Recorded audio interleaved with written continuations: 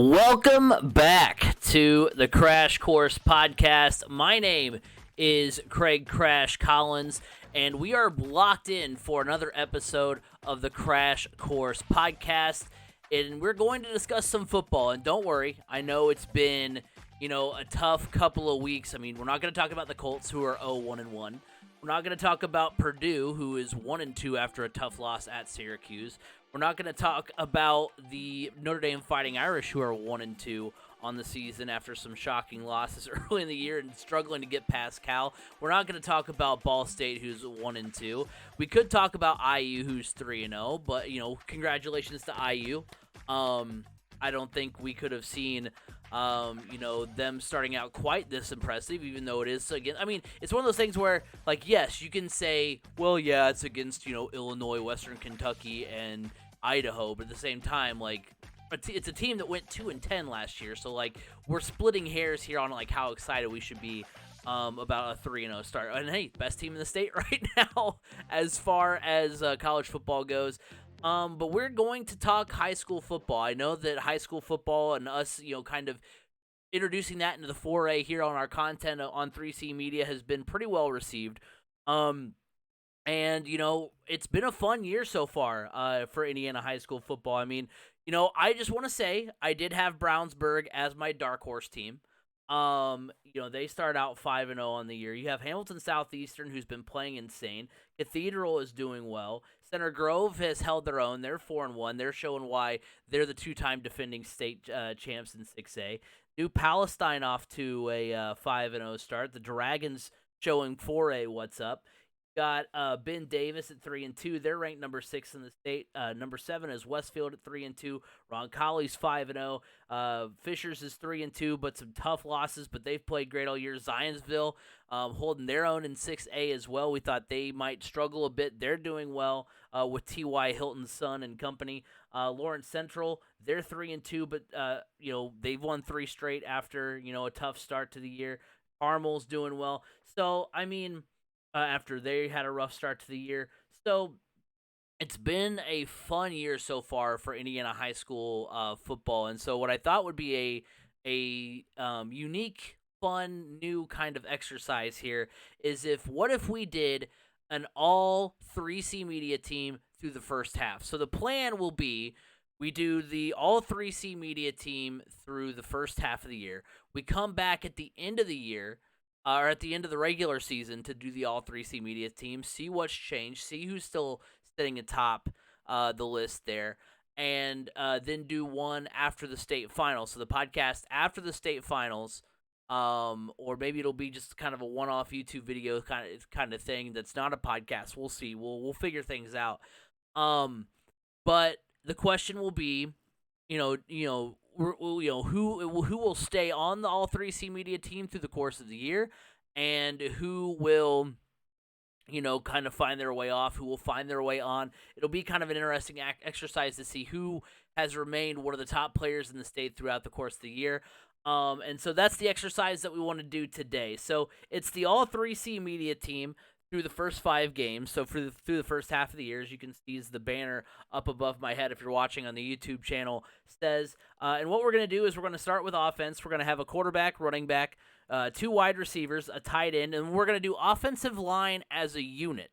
So instead of getting into each individual line core, we're just going to have an offensive line unit.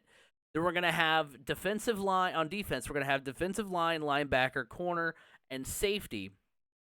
And then we're going to have special teams. We're going to have a kicker and a return man. So that's going to compose our 3C Media team. And let's go ahead and hop right into the action here. And what was tough about making the all 3C Media team is the fact that you have to kind of juggle how important are stats, how important is the team, how well they've done overall, how important is the strength of the type of opponents they've played. Because I mean, if we did solely based on stats, then I think it's going to be a boring show because I'm just going to be reading you the list of who's leading each statistical category, the passing yards leader, the rushing yards leader. I'm just going to be reading you off Max Prep stat sheet. So we try to kind of factor all three together. How well is the team doing overall? What are the statistics compared to the other players at that position, as well as the level of competition that they're playing. Because while I am a firm believer that you still have to go out and do it no matter how tough the competition is.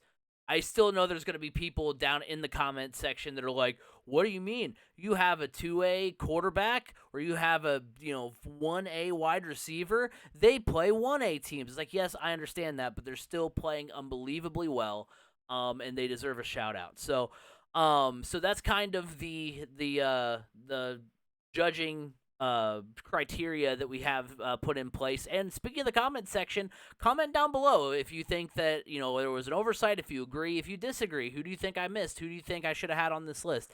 So let's go ahead and kick things off here, no pun intended, with the quarterback position. And at quarterback, I've got Lutheran quarterback Jackson Willis, the sophomore. On the season, he's 82 for 115. He's thrown for 1,639 yards, 21 touchdowns, just 2 interceptions. He averages 328 yards per game, which is second in the state amongst those with over 1,000 yards. He's completed 71% of his passes. He leads the state in passing yards. He's the only quarterback in the state with over 20 touchdowns. He's the only quarterback over 20 touchdowns in the league. Now, granted, I'm going off of Max Prep, so there's a small chance that there's a quarterback that has more passing touchdowns, but they haven't logged it in Max Prep, so I can't go off of things that I don't know. So as going off the information that I have, he's thrown the most passing touchdowns in the state, and he's the only one over 20-plus touchdowns. He has 148 passer rating through 4 games. That's when I initially went through it. It's through all 5 games. I just didn't correct that part of the outline. He's got 146 passer rating through 5 games. Got 3 games of 300-plus yards.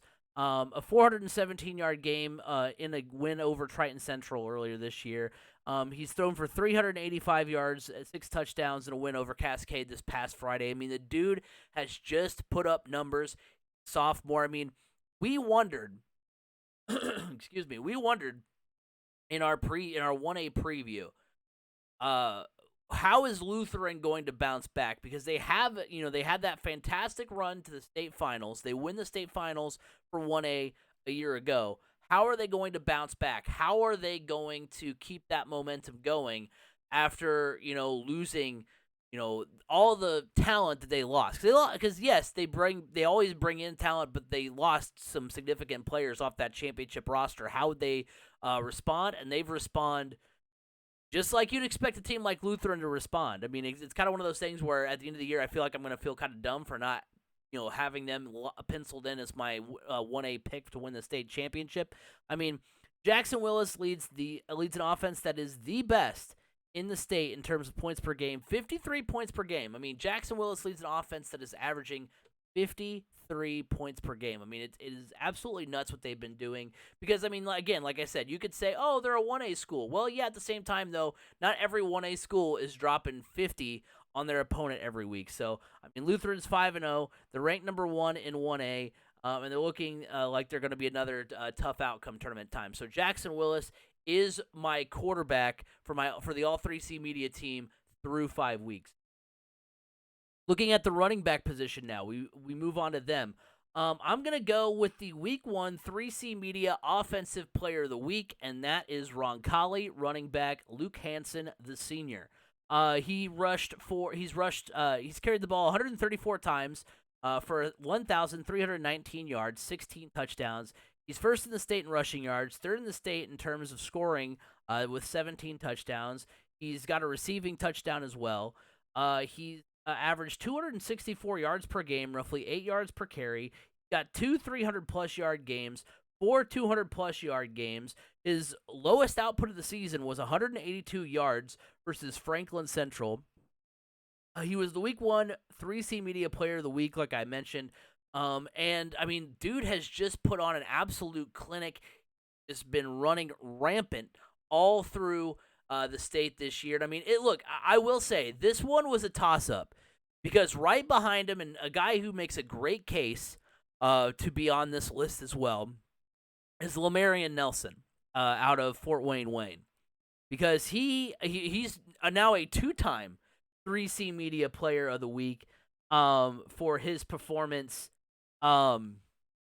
this past week against Fort Wayne Southside, where he ran for 427 yards and 7 touchdowns. But how I kind of in my head justified, kind of all of this is the fact that you put in that incredible performance by Lamarian Nelson, who, by the way, also has been number 1 on SportsCenter's top plays this year. You put in that performance, and he still doesn't equal the output that Luke Hansen has. And I think Luke Hansen has been far more consistent for Roncalli. I mean, you have some great efforts, no doubt, from Lamarian Nelson, and I waffled between the two. But Roncalli's been better, and Luke Hansen's been more consistent. So I think we're going to go with him. The Royals are number 2 in 4A. They are 5-0 on the season, taking on Brebeuf this Friday. They're a top 10 team in the state, and Luke Hansen's a big reason why. So that's why I got to go with Luke Hansen as the running back here on the All 3C Media team for the first half. I mean, dude has just been putting up fantastic game after fantastic game. And not to say that Nelson has not. Like I said, great case for Lamarian Nelson, but I got to go with Luke Hansen here. We get 2 wide receivers, and let me tell you, wide receivers tough because you've got a lot of good ones here at the top. I mean, looking at the receiving yardage for the state, I'm going through it here. You've got Terrell Caldwell that's leading it with 754 yards. Brad Schultz right behind him for Triton Central, 751 yards. Terrell Caldwell for Calumet, by the way. You've got Columbus North's own Cooper Horn with 722 yards. He's in third. Micah McKay at 640. I mean, you've got a lot of guys. I mean, Caldwell has over 10 touchdowns. He's got 11 on the year. Schultz and Horn both have 9. McKay has 7. You've got Fuddy Kyle from Maconaquah. He has 7 touchdowns on the year. There's a lot of great receivers. Noah Coy out of Center Grove. He was a tough. Tough to leave off this list. I'll go ahead and give you a spoiler. He's not on the list as far as wide receivers go. But, I mean, there's a lot of great wide receivers in the state, a lot of great guys who put up numbers. On the list for me, I've got at my wide receiver number 1 for the state, I've got Calumet wide receiver Terrell Caldwell. He's the junior. He has on the year 28 catches, 754 yards, and 11 touchdowns. His 754 receiving yards does lead the state, as I mentioned. His 11 receiving touchdowns leads the state. His 151 yards per game leads the state.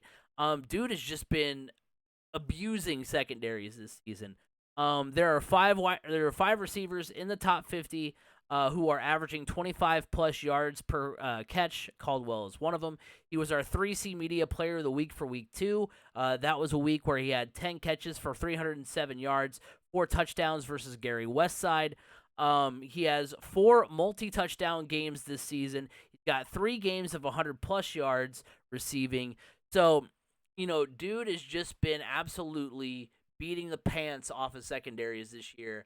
And that's why I had to put him in as wide receiver 1. I mean, between him and Brad Schultz, I think he had about the same number. I think he had technically more 300-yard games, but Caldwell had more multi-touchdown games. That ultimately was why I gave the edge to Caldwell, because he was almost as efficient as Schultz with more touchdowns, and I think that's why he gets the edge there. I mean, Calumet is a top 10 team in the state in terms of points per game, 48. He's 5-0, or they're 5-0 on the season with an average margin of victory that is almost top 10 in the state as well, or is also top 10 in the state as well, 38. So, I mean, their offense has been incredible. Their defense is going to be incredible. More on that later. It's just been an insane season for Calumet this. Wide receiver 2. Again, like I said, I waffled with a lot of guys here. I wanted to go with Noah Coy out of Center Grove. I wanted to go with Brad Schultz, but I really didn't want to go just the top two wide receivers. That seemed boring to me. We're going to go with Lutheran wide receiver, a senior, Micah McKay. 32 catches, 640 yards, 7 touchdowns on the season.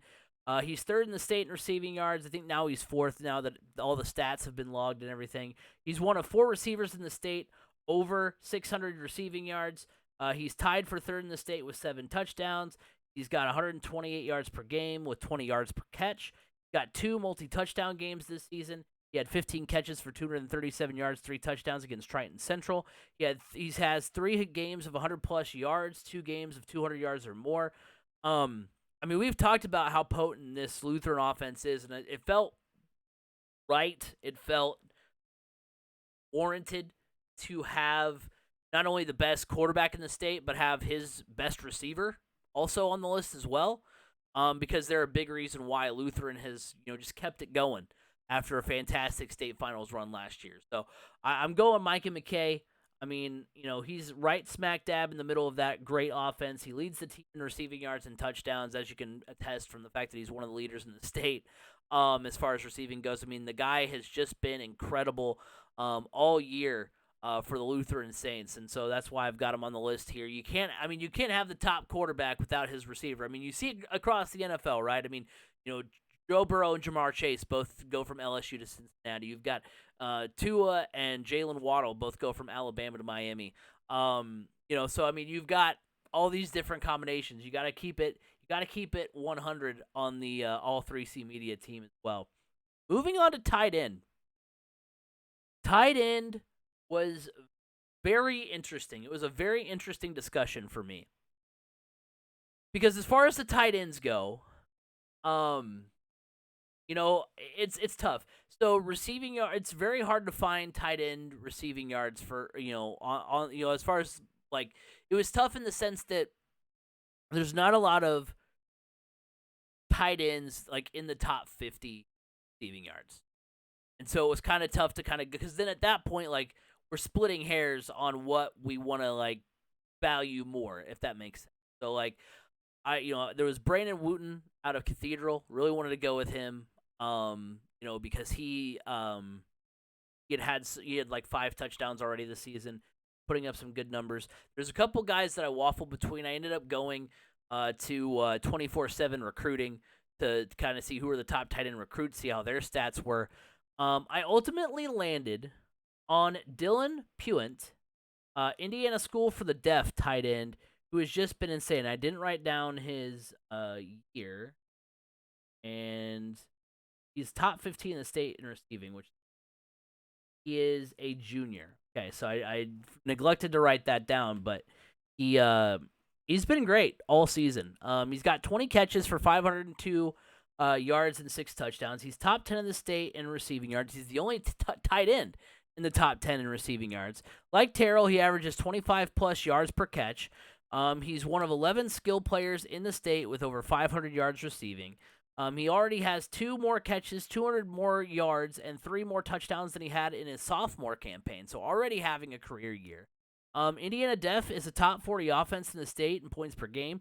They're 3-1 for the first time since 2019. They're shaping up to be a team to watch in Sectional 45. I mean, this is an Indiana School for the Deaf team that, I've called them a couple of times. I think only once, actually, when I was with Indiana SRN.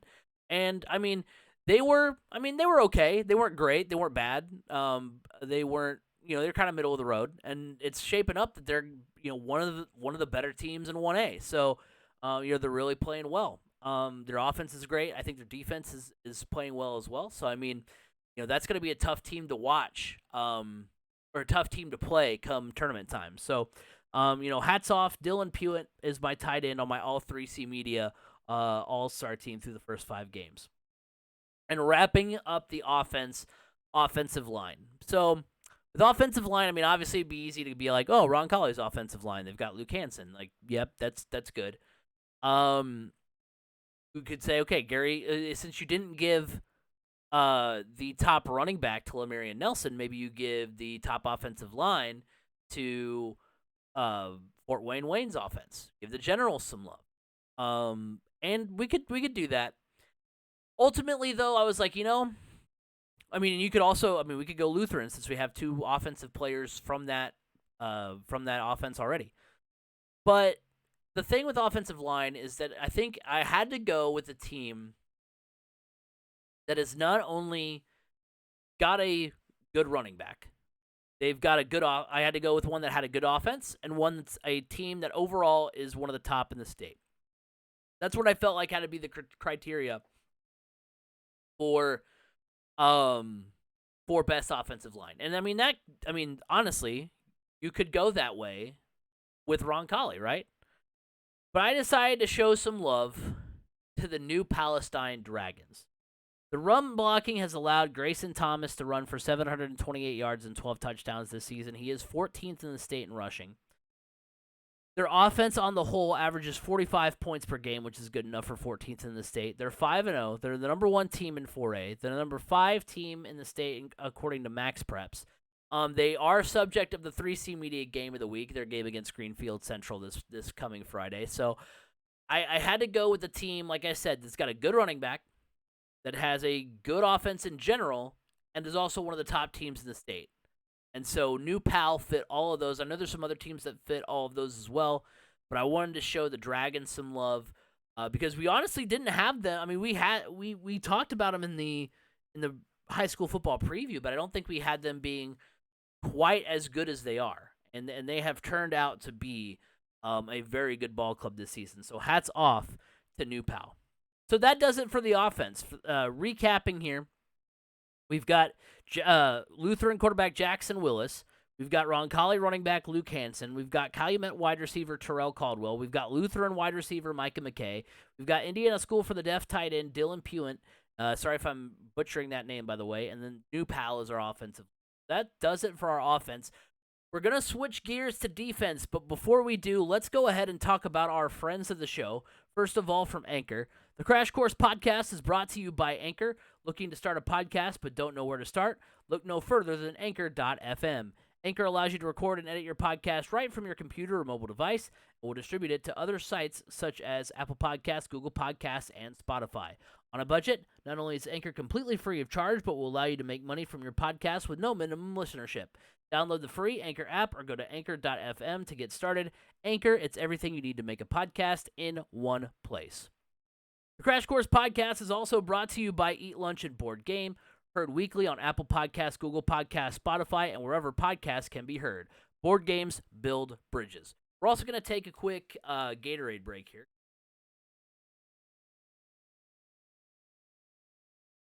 We've got the, I guess you could call this pea yellow Gatorade this week. Normally I've got red because red is superior, although I was a grape Gatorade guy back in the day, back in the Pee Wee football days. So grape is good, red's good. Because why did I say grape? It's purple. The flavors are the colors, right? It's grape, it's red, it's purple, it's red, it's not grape and cherry. We know that already. So for the defense, for the all 3C Media team, like I said, we're going defensive line, we're going linebacker, we're going corner, we're going safety. And defense was honestly tough. Because you have players that excel at one particular stat that I think is more important than maybe the other stats. But then there are other stats that are like supplementary to that one stat that I think is important, aren't the greatest at times. But I tried to do that, and I tried to, again, of course, incorporate our normal things like, how good is the team? How does this team stack up as far as the rest of the state? So, starting off at defensive line, I'm going with Carroll Fort Wayne, a Charger here, senior, Royce Jones. He averages 5 tackles per game, but what sticks out to me are his 6 sacks on the year. He's 7th in the state. He had 3 sacks in the shutout win for the Chargers against Fort Wayne Northrop. Carroll Fort Wayne is 5-0 on the season, 7th in 6A, with a defense that is 17th in the state in points allowed per game. They allowed 9 points per contest. Excuse me. They allowed 3 points or less in 3 of 5 games this season with 2 shutouts. So the defense on the whole is good. And the big reason why is the ability of Royce Jones to get after the quarterback. And that's why I went because I wanted to prioritize sacks. And I know that, like, okay, really only 5 tackles. I mean, I'm sure there's other defensive linemen that like have better tackle numbers but don't have the sacks. But in my opinion, I don't know, maybe this is small brain of me to think this way, but I think that if you're evaluating a defensive lineman, I think sacks are a big part of that, are a big part of what makes a defensive lineman a defensive lineman. Again, like I said, I could just look at the tackle numbers and just read off, okay, who had the highest tackles as the defensive lineman? That's your pick for 3C Media. Oh, who had the highest tackles for linebacker? All right, that's where we're going. But I felt like sacks was more of like something you should focus on. And the fact that, Carroll also has a good defense, also is one of the top teams at the state's highest level. That's why I think all those combined points to Royce Jones. So that's why I went him there. Like I said, I mean, you're left a little wanting on the tackle numbers, but his ability to get to the quarterback is really key here. So that's why I'm going Royce Jones here for the defense. At linebacker, we've got Calumet linebacker David Flores. He's a senior, 61 tackles, 23 solo. He's got 15 tackles for loss, 5.5 sacks. So I did notice there was a lot of guys at the top of the sack list that were linebackers. Let me take a look at that linebacker list again here. Let me get that pulled up because I remember looking at the numbers sacks here. When looking at the sack numbers, I mean, you had Evan Gerber for Culver Academy. He's got 10 sacks on the year. I thought about going with him. Culver's defense is not the greatest. You've got Tamir Woods from Cecina. He's got 8 sacks. You've got Indianapolis, so I could have gone him there. You've got Demetrius Davis. He's in a linebacker. Oh, that's why I didn't go with Tamir Woods, because he didn't have a position listed.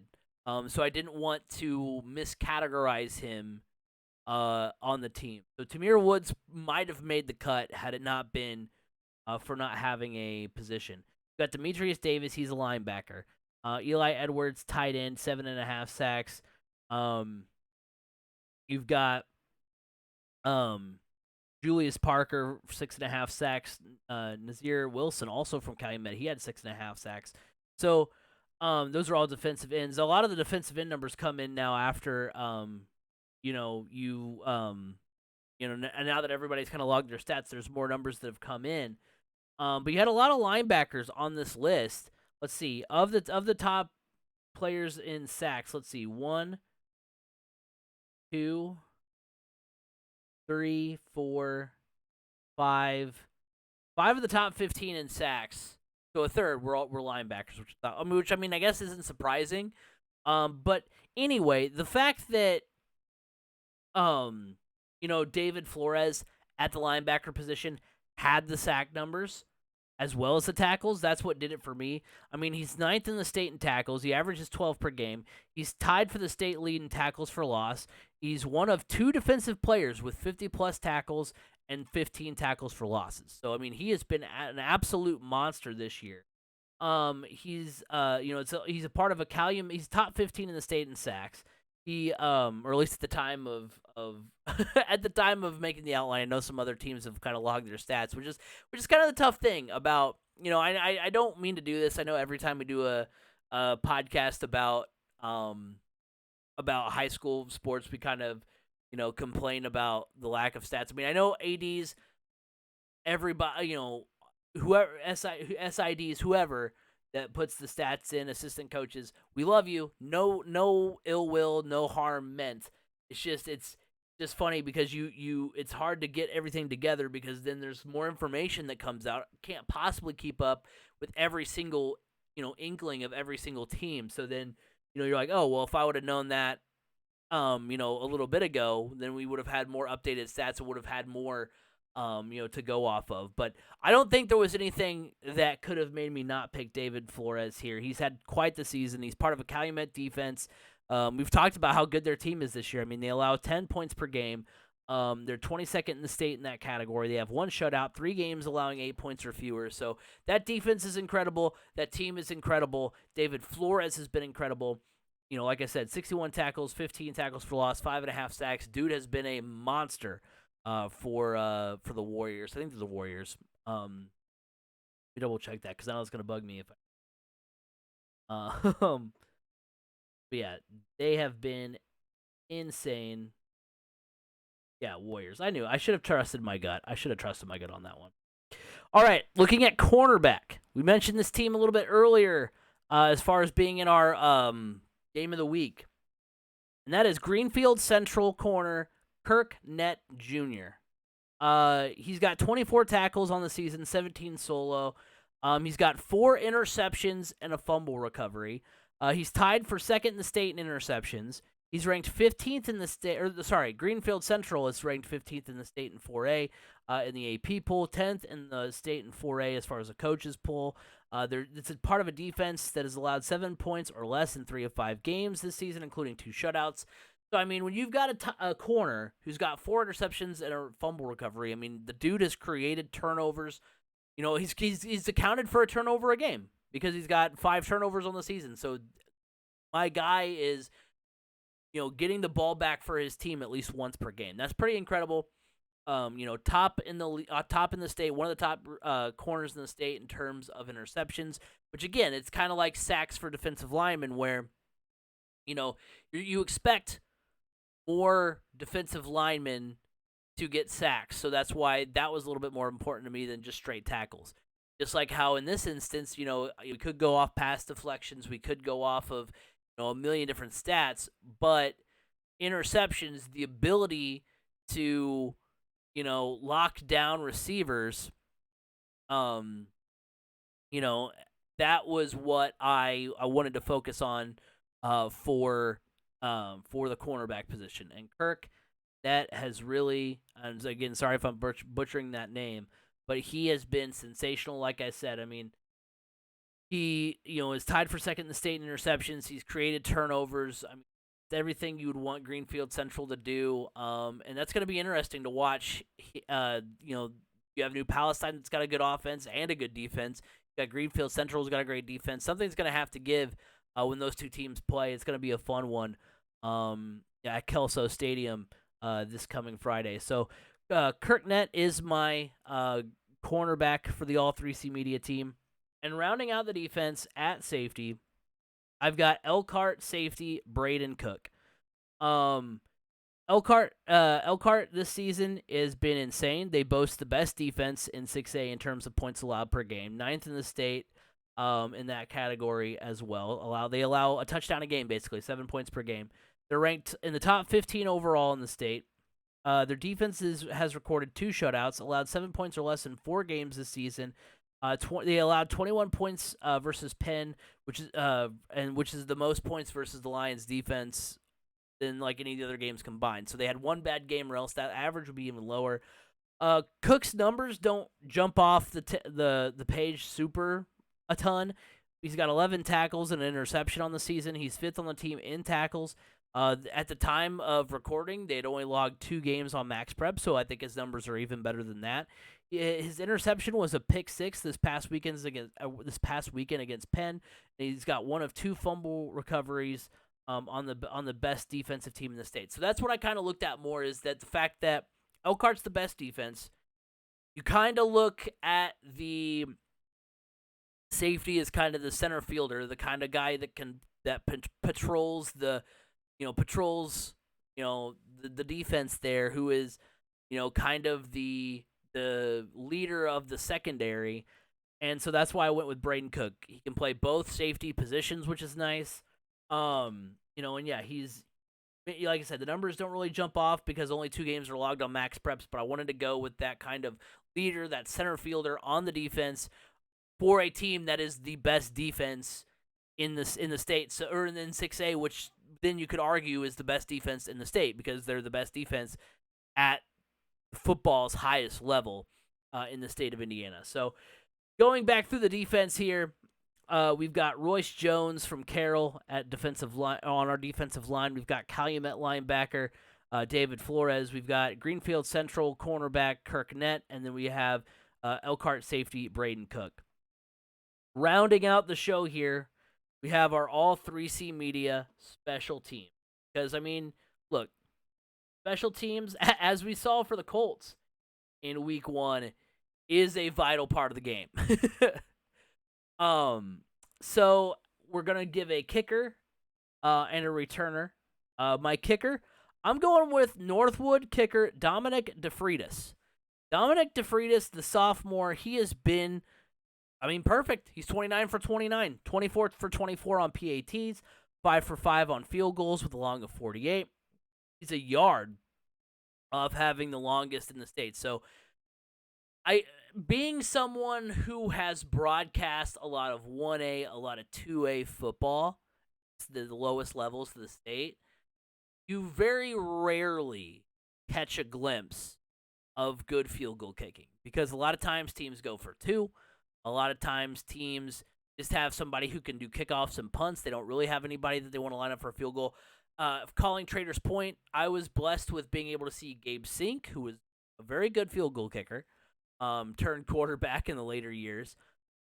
So you don't see that at the lower levels. And I know Northwood isn't one of the lower levels, but as someone who has only kind of seen that lower level of high school football, it's even more than impressive to me when you have a kicker that is not only perfect, but also has a long that could rival some longs at the college level.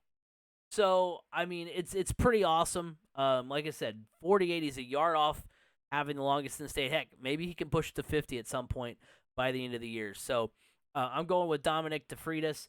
And then as my returner, I'm going with South Putnam wide receiver Wyatt Switzer. He's a sophomore. And why teams are kicking it to South Putnam in general is beyond me. His teammate Peyton Crickmore they both have been doing it this year in the return game. They've combined for Crickmore has 171 yards and 2 kick returns for touchdowns for the season. But I went with Wyatt Switzer. He's top 40 in the state in terms of total return yards, so I wanted to factor that in. He's got 4 kick returns for 80 yards, 7 punt returns for 132 yards and a touchdown. He had a punt return for a touchdown opening night versus Cloverdale. So I could have gone with either of the 2 South Putnam return men, Switzer or Crickmore, but I went for the guy who had more yards. Because if you're going, return yardage isn't just about who can take it back for touchdowns. It's also about, flipping that field and getting yourself better field position. So that's why I went with Switzer, who'd been just a little bit incrementally better at doing that. So special teams again, Northwood kicker Dominic DeFreitas, South Putnam wide receiver Wyatt Switzer as my return.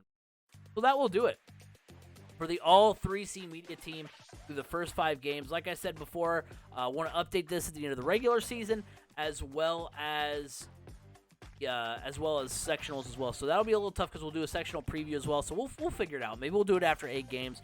We'll kind of see. But that will do it. Thank you guys again for watching, listening. Remember, you can like us on Facebook, 3C Media. Go to our Twitter. Follow us over there at 3C Media Sports. Go subscribe to the YouTube channel if you're listening to this on the podcast apps. Go check us out on YouTube. Hit subscribe, ring the bell, watch our videos. You guys have been killing it as always, so make sure you show some love over there. And vice versa. If you're watching this on the YouTube channel, but you're saying, hey, you know what? I missed out on some stuff, or I had to go, I could only watch the first half. I got to drive somewhere. You can find us on the podcast apps as well. Apple Podcasts, Google Podcasts, Spotify, wherever podcasts can be heard. You can hear the Crash Course podcast. Also, you can find us 3C Media on TikTok. So make sure you're locked in on all of our socials. You can find us pretty much everywhere. And you can follow me at Crash Course FM on Twitter. Just pretty much whatever app you want to go to, you can find me. You can find all the information for 3C Media. So again, thank you guys all for hanging out, and I hope you guys have a fantastic week.